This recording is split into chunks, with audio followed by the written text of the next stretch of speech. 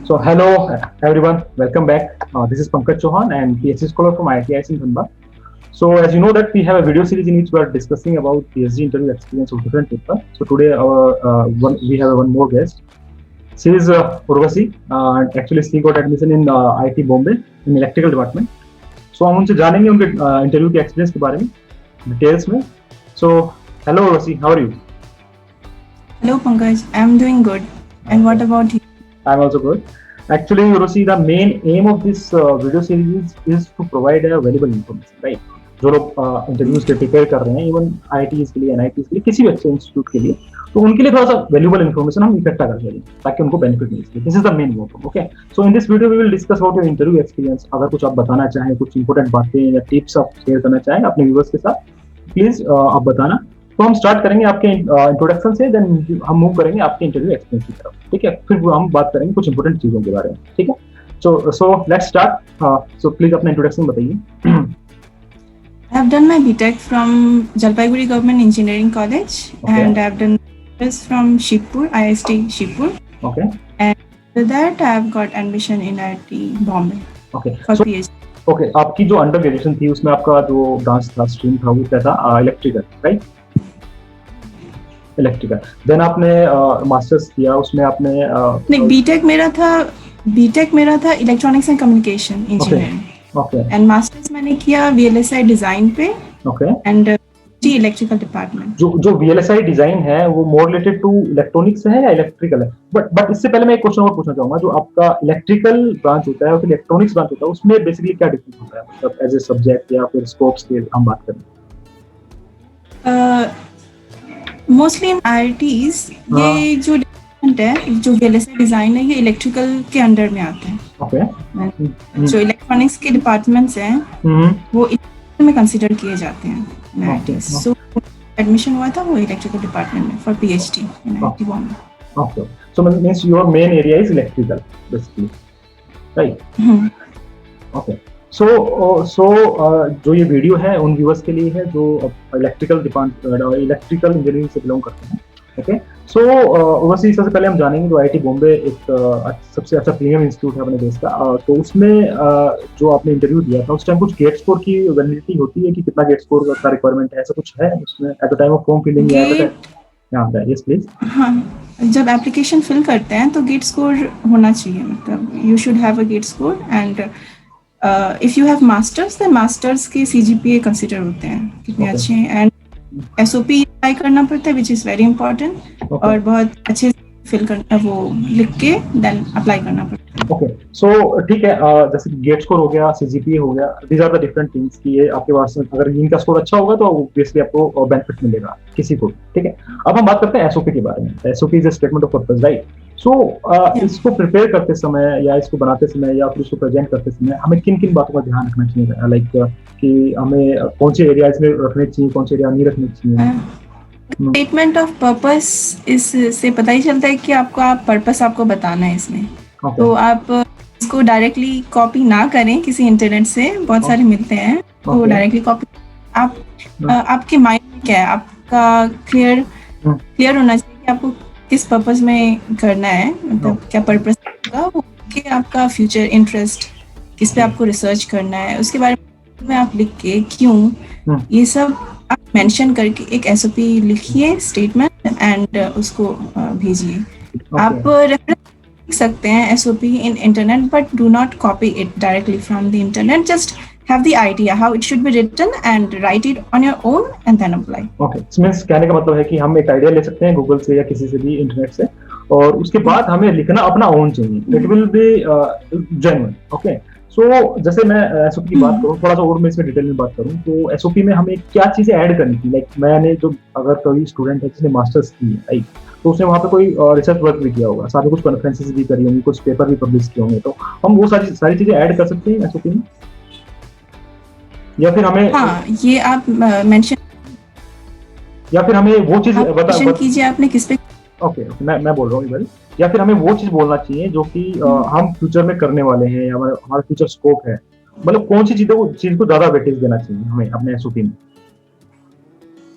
According to you? आप start कीजिए आपने क्या काम किया है.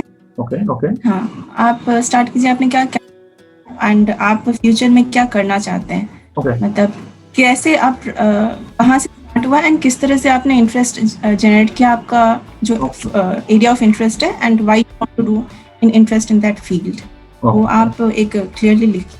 Okay. So this is the thing about SOP. Now we will move your interview, right? So जो आपका इंटरव्यू हुआ था IIT बॉम्बे जो इंटरव्यू था, उसके जैसे आपका इंटरव्यू खत्म हुआ था तो आपको कैसी फीलिंग्स आई थी कि भाई अच्छा गया है इंटरव्यू या फिर लाइक मिक्स फीलिंग थी? मतलब मैं बोलूँगी कि 50-50 था. मतलब अच्छा, I not that confident on giving the interview. तो उसमें था मुझे, बट आप कोशिश कीजिए कि आपके पास जो भी क्वेश्चंस आए, अगर आपको नहीं आता है तो आप कोशिश कीजिए, वो सब सर्किट सॉल्यूशंस के क्वेश्चंस हैं, आपको वो बताना है इंट्यूटिवली. तो आप कोशिश कीजिए आपके माइंड में क्या चल रहा है, आप किस तरह से प्रोसीड स्टार्ट करते हैं फिर एंड करते हैं. जरूरी नहीं है कि आंसर सही हो, मतलब जरूरी नहीं है कि आंसर सही हो, बट आप प्रोसीड कैसे कर रहे हैं वो आप कीजिए. मींस आंसर्स की अप्रोच कैसी है वो थोड़ा सा इम्पोर्टेंट करता है. हाँ, approach is very important factor. Right. Very nice point you there. Okay, so जैसे हम स्टार्ट करते हैं आपके इंटरव्यू के बारे में पूछना. तो जैसे आपका इंटरव्यू स्टार्ट हुआ या फिर रिटन एग्जाम तो नहीं हुआ शायद, only one stage was there? नहीं, only one stage. Okay, so आपका शॉर्टलिस्ट हुआ पहले और फिर आपका इंटरव्यू स्टार्ट हुआ, राइट? ओके, देन जो आपकी फैकल्टी पैनल्स थे, कितने मेंबर्स थे, कितना टाइम आपको इंटरव्यू में लगा, और कुछ चीजें आप अगर बताना चाहें कि आपने ये चीज डिफिकल्टी फेस करी बिफोर द इंटरव्यू, है ना, और कुछ चीजें आप बताना चाहेंगे उससे रिलेटेड, राइट?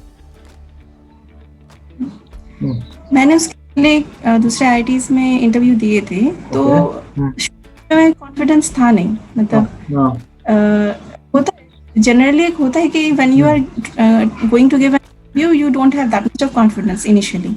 एंड जब IIT बॉम्बे का इंटरव्यू दिया तो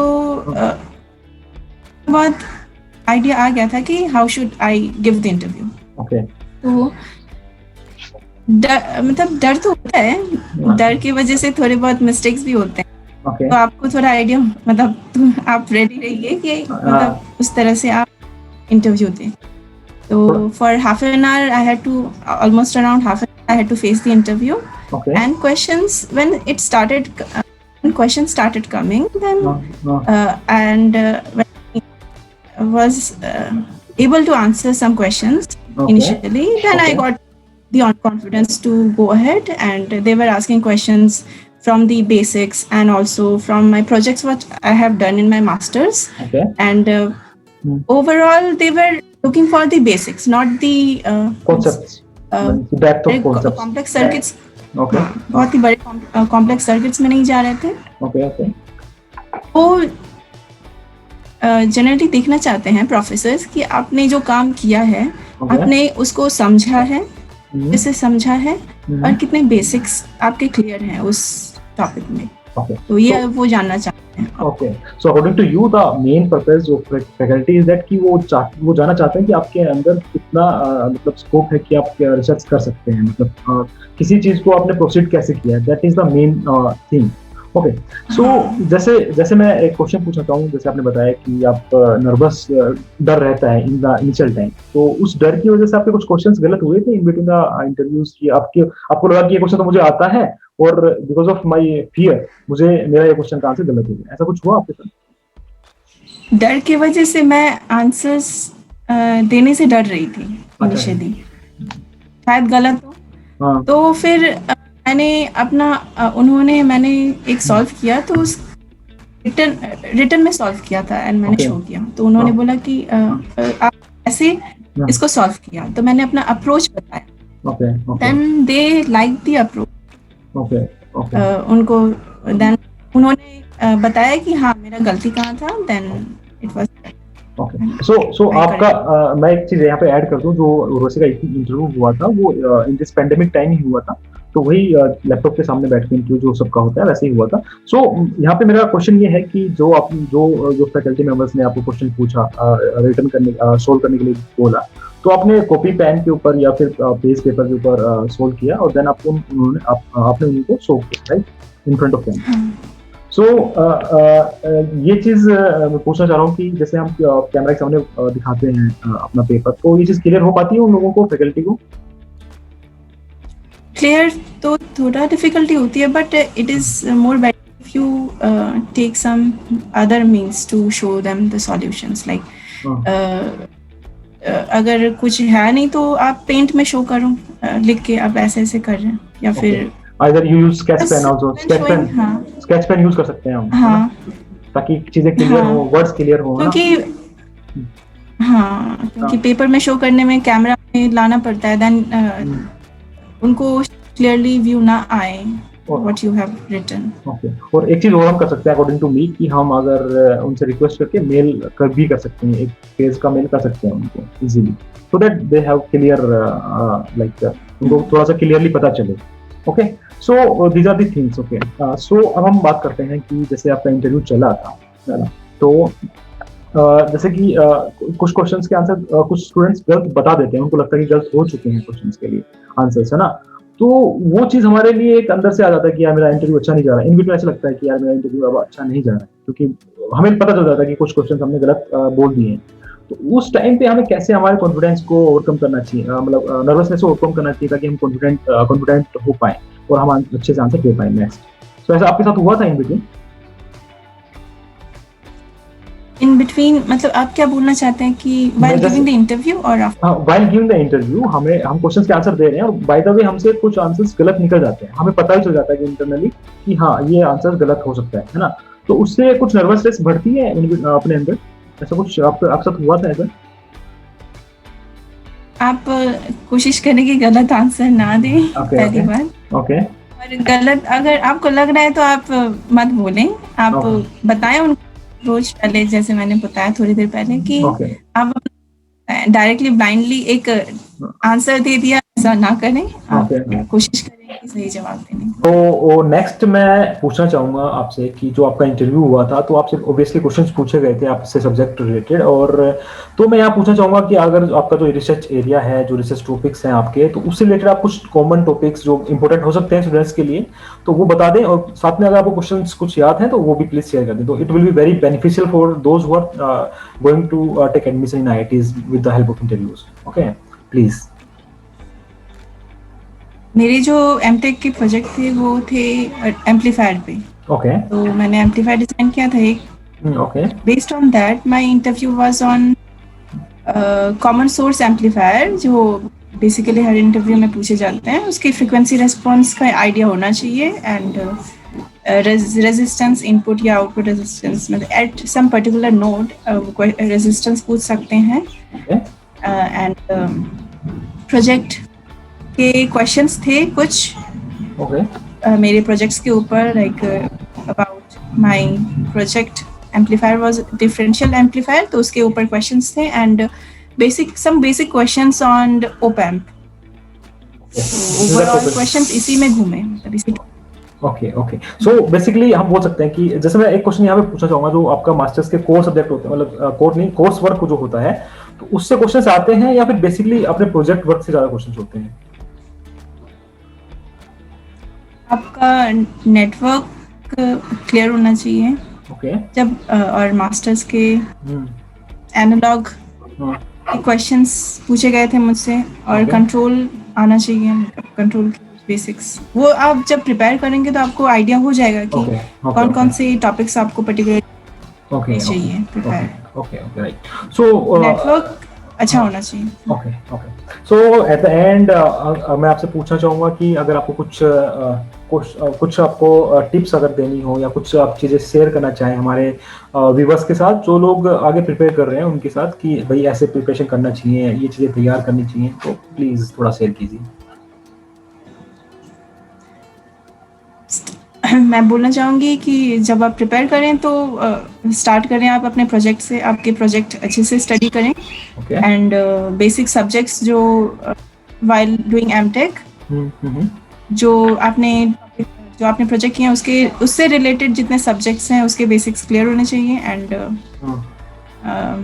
व्हाट मोर। ओके, सो यहाँ से हम ये अंदाजा लगा, मैं अपने जो व्यूअर्स को बताना चाहूंगा कि तो हम यहाँ से अंदाजा लगा सकते हैं कि अगर हमारा कुछ रिसर्च टॉपिक है तो उसका सबसे इम्पोर्टेंट फेज क्या है, तो उसको अगर हम अच्छे से प्रिपेयर करेंगे तो हमें थोड़ा आइडिया मिल जाएगा कि क्या क्वेश्चन हमसे वहाँ पूछे जा सकते हैं, राइट।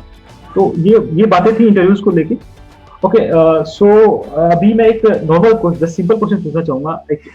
अभी जो ऑनलाइन मोड में जो इंटरव्यू चल रहे हैं बिकॉज ऑफ दिस पैंडेमिक, तो उससे हम स्टूडेंट लोगों का फायदा हुआ है या फिर आपके अकॉर्डिंग टू यू ओनली, है ना? तो you think online is not better than offline, आपको क्या लगता है इस बात को लेकर? मतलब ऑनलाइन में हम घर बैठे इंटरव्यू दे सकते हैं, जबकि ऑफलाइन में हमें इतना एक जगह से दूसरी जगह हम एक इंटरव्यू तो नहीं दे रहे होते हैं तब काफी इंस्टीट्यूट करते हैं।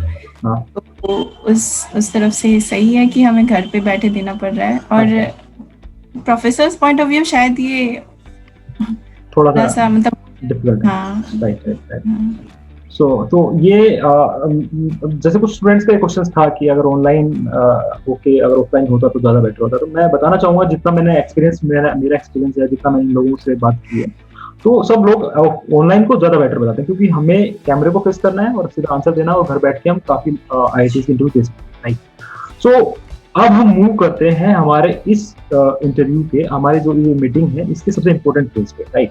क्योंकि सबसे इंपॉर्टेंट है, मैं कह सकता हूँ इस बात को कि जो उर्वशी है उन्होंने IIT बॉम्बे में एडमिशन जरूर लिया है PhD में, but in between after taking the admission उनको थोड़ा सा माइंड में कंफ्यूजन आ गया था कि भाई वो उसको PhD को कंटिन्यू कर पाएंगे या नहीं कर पाएंगे। उस चीज को लेके हम थोड़ा डिस्कस करने वाले हैं यहाँ पे। तो उर्वशी, आपने जो आपका कंफ्यूजन आया वो क्यों आया और आप इसके बारे में क्या बोलना चाहते हैं, प्लीज थोड़ा बताइए हमारे व्यूअर्स को, थोड़ा डिटेल में एक्सप्लेन करिए ताकि कोई स्टूडेंट ऐसा हो जो ऐसा सोच रहा हो या फिर उसको थोड़ा सा कंफ्यूजन हो इन बिटवीन या पहले, तो थोड़ा उसको चीजें क्लियर हो, राइट। तो थोड़ा इसलिए इसके ऊपर थोड़ा सा एक्सप्लेन कीजिए, राइट प्लीज।